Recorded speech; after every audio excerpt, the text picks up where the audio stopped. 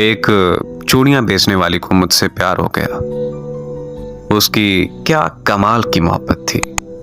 वो जहां भी जाती थी वहां की मशहूर तरीन चीज मेरे लिए तोहफे में लेके आती थी। वो मेरी खातिर मेरे शहर में 4 साल तक रही। रोजाना मेरी मिन्नतें करती रहती थी और मेरे सामने बच्चों की तरह रोती थी। वो मुझसे कहती थी कि मुझसे शादी कर लो।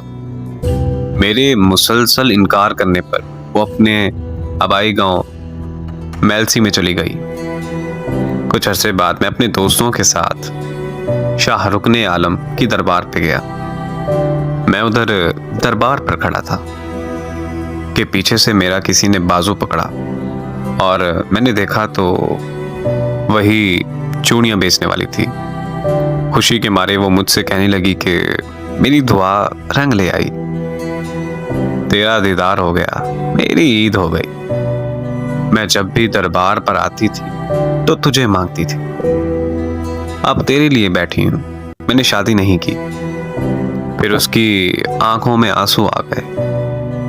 वो मुझसे कहने लगी कि भीख मांगना, चूड़ियां बेचना, ये मेरा कसूर तो नहीं है ना। ये तो मेरी किस्मत का, मेरे नसीब का कसूर है। तो सजा मुझे क्यों मिल रही है? वो सबके सामने गले रखकर मुझे रोने लगी और मुझसे ये कहने लगी कि बस एक दफा मेरे साथ मेरे घर चलो। मेरे पांव तक पकड़ लिए उसने। सब लोग देख रहे थे। मेरी बहुत बेइज्जती हुई। लोगों का मचमा लग गया। मेरे दोस्तों ने बोला कि यार क्या हुआ, चलो एक दफा हो आते हैं। मैंने हाँ कर दी तो वो भागकर गाड़ी में बैठ गए। उसका घर 50 किलोमीटर दूर था। सारे रास्ते वो बहुत खुश थी। हम उसके गांव पहुंच गए। वहां सब घर कच्चे थे, लेकिन सफाई पक्के घरों से भी ज्यादा थी।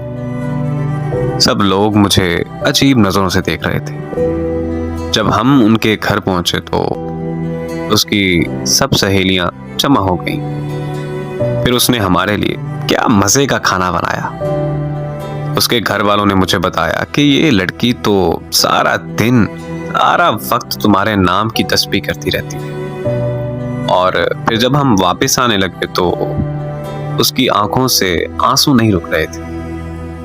मेरा हाथ चूमकर कहने लगी कि ये तेरा कसूर नहीं है, ये मेरी किस्मत का कसूर है जो मैं चूड़ियां बेचने वाली के घर पैदा हो।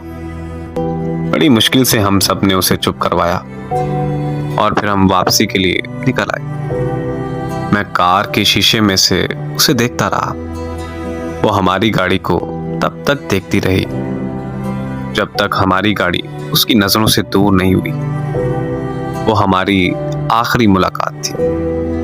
फिर एक दिन मेरा उससे मिलने को दिल किया तो मैं उसके गांव चला गया। उसके घर वालों ने बताया कि तुम्हारे जाने के बाद वो बहुत ज्यादा बीमार रहने लगी थी। खाना पीना, हंसना, उठना, बैठना सब कुछ छोड़ गई थी और एक दिन उसकी मौत हो गई। मुझे उससे मोहब्बत तो नहीं थी, पर मैं आज भी उसे बहुत याद करता हूँ और हर साल ईद के दिन मैं उसकी कब्र पर जाता हूँ। तेरे बाद नजर नहीं आती मुझे कोई मंजिल। किसी और का होना मेरी बस की बात नहीं।